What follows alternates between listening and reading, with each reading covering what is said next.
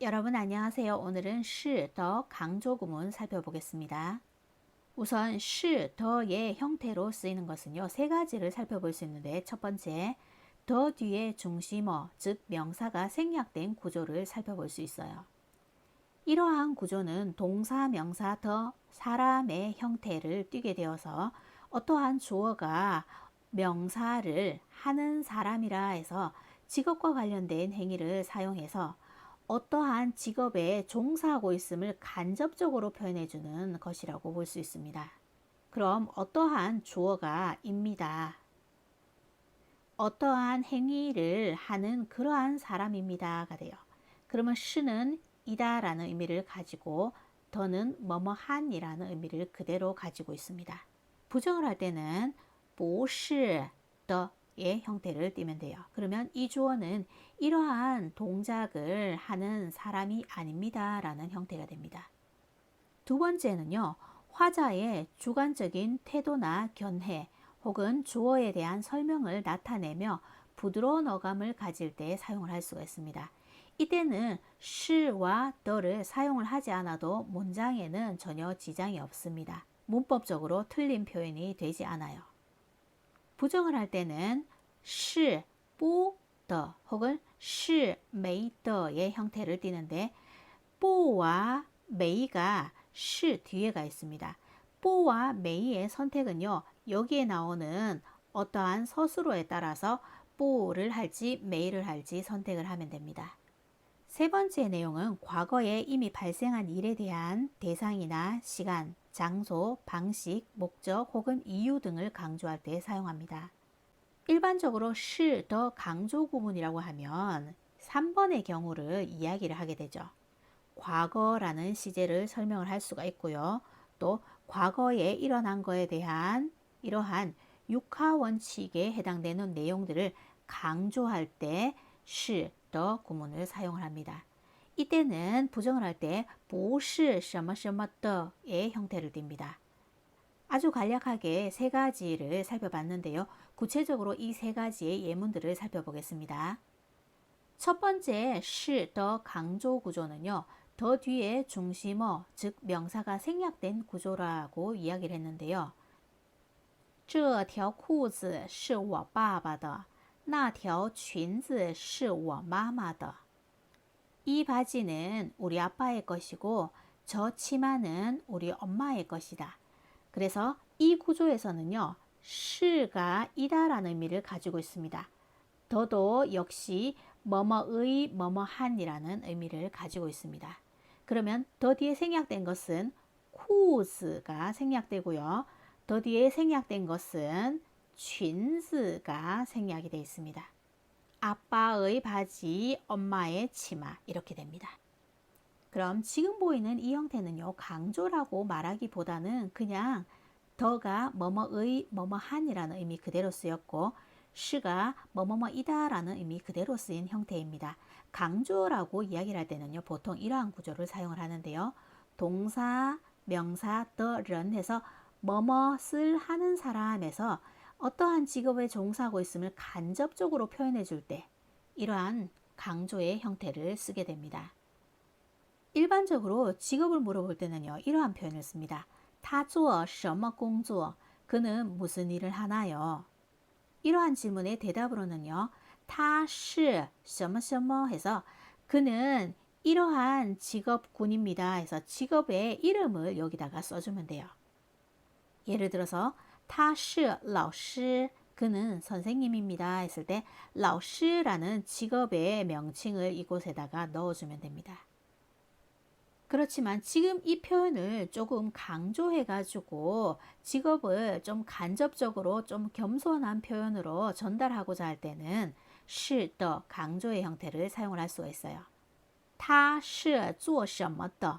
그는 무엇을 하는 사람인가요? 예요.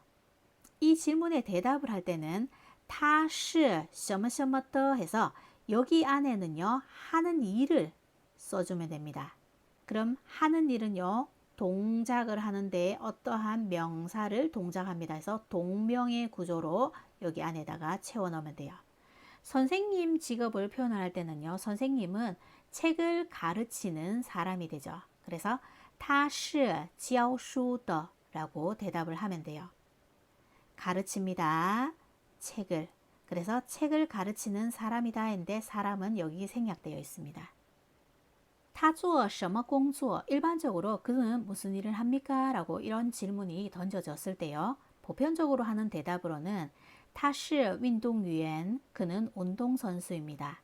他是司机, 그는 기사입니다. 他是商人, 그는 상인입니다. 他是作家, 그는 작가입니다. 라고 대답을 할 수가 있어요. 그렇지만 강조해서 그 사람의 직업을 간접적으로 표현해가지고 싶을 때는요. 他做什么工作 보다는요. 他是做什么的 라는 표현이 더 어울립니다. 대답을 할 때는 他是 하는 일을 써주고 더로 문장을 마무리해요. 하는 일에는요. 동사, 명사의 구조를 띄게 되고요. 그는 무엇을 하는 사람입니다. 라고 해석을 해줄 수 있습니다. 첫 번째, 他是运动员, 그는 운동선수입니다. 라는 표현을 是 더 강조의 형태로 그는 어떠어떠한 행위를 하는 사람입니다. 라고 표현해 줄 수 있는데 他是踢足球的 라고 했을 때는 그는 축구를 차는 사람입니다. 라고 이야기를 해줄 수가 있어요. 구체적으로 축구는 차는 동작이니까 T라는 동작을 썼는데요. 운동 경기에는요. 종목에는 동작이 여러 가지가 있는데 따라는 동사를 써가지고 빵치우 하면은요. 빵치우 배구가 되거든요. 그러면 그는 배구를 치는 사람입니다. 라고도 해줄 수가 있어요. 他是打棒球的 라고 이야기합니다. 두 번째, 他是司机, 그는 기사입니다 했을 때 그는 차를 운전하는 사람이죠. 他是开车的 라고 이야기해 줄 수가 있고요. 세 번째, 他是商人 이라는 표현은 他是做生意的, 그는 사업을 하는 사람입니다. 라고 표현을 해줄 수가 있습니다. 네 번째, 他是作家, 그는 작가입니다. 라는 표현은 他是写文章的, 그는 글을 쓰는 사람입니다. 라고 이야기해 줄 수 있습니다. 두 번째, 是 더 강조의 형태는요. 화자의 주관적인 태도나 견해 혹은 주어에 대한 설명을 나타내면서 부드러운 어감을 전달해 줍니다. 이러한 두 번째 형태의 是 더 강조 구문의 형태는요. 是와 더가 생략되어도 문장에는 전혀 지장이 없습니다. 酒后开车很危险. 술 후에 몰다 차를 하면은 음주운전이 돼요. 음주운전은 위험합니다요. 그러면 말하는 사람이 음주운전에 대한 자신의 견해, 생각이 어떻다라는 것을 설명하게 되죠. 이 문장은 이미 완벽한 문장인데요. 이 문장에다가 是 더를 붙여서 是 더 강조 구문의 형태를 띠게 되면은요. 어감을 부드럽게 만들어주는 역할을 하면서 좀 더 강하게 자신의 견해를 드러낼 수 있습니다. 酒后开车是很危险的. 해석은 똑같이 음주운전은 위험합니다. 라고 할 수 있어요. 부정을 해줄 때는요. 酒后开车是不危险的. 음주운전은 위험하지 않습니다. 해서 是 뒤에 이렇게 不가 사용된 걸 볼 수 있죠. 我愿意跟你在一起. 나는 원합니다. 당신과 함께 하기를. 내가 의지가 이렇다라 라는 것을 설명하고 있죠. 저는 간절히 원합니다. 당신과 함께 하기를. 강조해서 이야기를 해줄 경우에는 我是愿意跟你在一起的. 강하게 자신의 생각을 전달하고 있습니다. 부정을 해줄 때는요. 我是不愿意跟你在一起的. 나는 당신과 함께 하기를 원하지 않는다입니다. 是 뒤에 이렇게 不가 들어가 있죠. 打哈欠有传染性. 하품하는 것은 여기 동사가 있습니다. 하품하는 것은 전염성이 있습니다. 이 하품에 대해 가지고 설명을 하고 있습니다. 전염성을 가지고 있다라는 것을 설명을 하고 있는데요. 강조해 가지고 전달을 할 경우에는요. 打哈欠是有传染性的. 하품은 전염성이 있습니다. 부정을 할 때打哈欠是没有传染性的. 하품은 전염성이 없습니다. 뒤에 서술어가 요기 때문에 메이로 부정을 한 걸 볼 수 있습니다. 我跟他分手有原因. 내가 그와 헤어진 것은 헤어지다 라는 뜻이에요. 有原因, 원인이 있습니다. 내가 그와 헤어졌다 라는 이러한 주어에 대해서 원인이 있음을 설명하고 있습니다. 강조를 할 때는 我跟他分手是有原因的. 부정을 하게 되면은요. 我跟他分手是没有原因的. 여우가 있기 때문에 또 이렇게 메이로 가운데 부정을 한 걸 볼 수 있죠. 때론 이러한 형태로도 사용이 됩니다. 他脸红是害羞的. 他脸红是喝酒喝的. 그녀가 얼굴이 붉어진 것, 또 그가 얼굴이 붉어진 것에 대한 이러한 주어의 내용에 대한 설명을 하고 있습니다. 부끄러워서 그런 것이고 또 술을 마셨는데 마셔서 그런 겁니다. 他近视是遗传的. 他近视是看书看的. 그녀가 근시인 것과 그가 근시인 것입니다. 이 주어에 대해서 설명을 하는데 그녀의 근시는요. 유전으로 인한 것이며 또 그가 근시인 것은 책을 보는데 봐서 그런 것입니다. 밑에 보이는 두 가지 형태는요. 위에까지 봤던 형태와는 조금 다른 형태가 되는데요. 위의 문장은 should를 쓰지 않아도 맞는 문장이고 should를 써도 맞는 문장이었습니다. 그렇지만 지금 나와 있는 이 두 문장의 예문은요. should를 빼면은 문장이 되지 않습니다.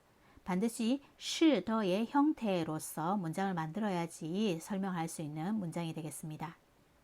아래 두 문장도 주어에 대한 어떤 설명을 나타내는 부드러운 어감을 전달할 때 자주 사용되는 예문이니까 함께 공부해 주십시오.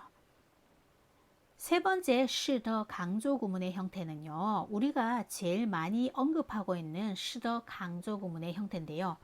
과거에 이미 발생한 일에 대한 누구 어떤 대상과 했는지 혹은 어떤 시간에 했는지 혹은 어떤 장소에서 했는지 어떠한 방식으로 했는지 어떠한 목적이나 어떠한 이유로 인해서 했는지를 강조할 때 should 강조 구문을 쓸 수가 있습니다. 과거 발생을 강조하는 should 구문에서 가장 대표적인 예문은요. 你是哪一年出生的? 너는 어느 해에 태어났니? 라는 이 표현입니다. 대답을 하게 되면요. 我是2007年出生的. 나는 2007년에 태어났다. 만약 이 문장을 부정을 하게 되면요. 是더 있는데 是 앞에서 부정을 해줍니다. 不로. 我不是2006年出生的. 나는 2006년도에 태어나지 않았다 입니다. 또 하나 대표적인 예문이 있는데 你是从哪来的? 당신은 어디에서 오셨나요? 장소를 물어보고 있죠. 我是从上海来的. 나는 상해에서 왔습니다. 我不是从上海来的. 나는 북경에서 오지 않았습니다. 긍정형의 문장과 부정형의 문장을 써봤는데요. 긍정형의 문장에서는요. sh가 생략이 가능합니다. 더는 생략을 할 수가 없습니다. 부정형의 문장에서는요. sh를 생략을 할 수가 없습니다. 반드시 不是의 형태로 써야 되지 긍정형에서 sh를 생략을 할 수 있었다 해서 부정할 때 不만 쓰면 틀리게 됩니다. 일반적으로 should 강조 구문을 이야기를 할 때听说혹은 了, 听说꾸어의 형태를 제일 많이 쓰는데요. 听说你结婚了, 듣자 하니 너 결혼했다더라. 이 문장을 들었다고 생각을 했을 때 결혼했다더라 했을 때 결혼에 대해 가지고 여러 가지가 궁금하겠죠. 결혼은 이미 한 사실이 됩니다. 그럼 이 문장에 대해서 다양한 질문이 떠오르게 되겠죠. 언제 결혼했니? 누구랑 결혼했니? 어떻게 알게 되었어? 신혼여행은 어디로 간 거야? 시간과 사람과 방식과 장소를 물어보는 다양한 질문들이 제시가 될 수 있어요. 你是什么时候结婚的? 너 언제 결혼했니? 我是去年结婚的. 나는 작년에 결혼했어. 你是跟谁结婚的? 너는 누구랑 결혼했니? 我是跟我的初恋结婚的. 나는 나의 첫사랑과 결혼했어. 你们是怎么认识的? 너희는 어떻게 알게 되었니? 我们是朋友介绍认识的. 우리는 친구가 소개해서 알게 되었어. 你们是去哪里度蜜月的? 너희는 어디로 신혼여행을 갔니? 度蜜月, 신혼여행 가다. 我们是去欧洲度蜜月的. 우리는 유럽으로 신혼여행을 갔었어. 듣자 하니 러 이랬다더라의 형태를 살펴봤고요. 두 번째, 듣자 하니 이런 적 있다더라의 형태를 보겠습니다. 听说你去过中国. 듣자 하니 너 중국 가본 적이 있다더라. 중국 가봤다 하니까 또 중국 가본 거에 대해 가지고 다양한 질문들이 나올 수 있는데요. 이러한 것들이 있을 수 있어요. 언제 갔었니? 왜 갔었니? 누구와 갔니? 뭐 타고 갔니? 시간, 이유, 사람 등등을 물어볼 수가 있죠. 你是什么时候去的? 너는 언제 갔었니? 我是上个星期去的. 나는 지난주에 갔었어. 你是为什么去的? 너는 왜 갔었니? 我是去旅游的. 나는 여행하러 갔었어. 你是跟谁一起去的? 너는 누구와 함께 갔었니? 我是我一个人去的. 나는 나 혼자서 갔었어. 你是坐什么去的? 너는 무엇을 타고 갔었니? 我是坐飞机去的. 나는 비행기를 타고 갔었어. 과거에 이미 발생한 일에 대한 시더 강조 구문은요. 주어 뒤에 시가 오고 그리고 강조하고자 하는 내용이 옵니다. 그리고 문미에 이렇게 더가 오고 문장이 마무리가 돼요. 그렇지만 이 더가 위치가 바뀌는 경우가 있습니다. 또 시는 생략이 가능하고 더는 생략이 불가능하다가 있는데 이 시의 생략이 또 불가능한 경우가 있습니다. 살펴볼게요. 목적어에 의해서 더의 위치가 변하기도 하는데요. 목적어가 일반 목적어인지 혹은 인칭 대명사를 쓰고 있는지에 따라서 더의 위치가 변할 수도 있고 변하면 안 되는 것도 있습니다. 我是在中国学汉语的. 나는 중국에서 중국어를 배웠어.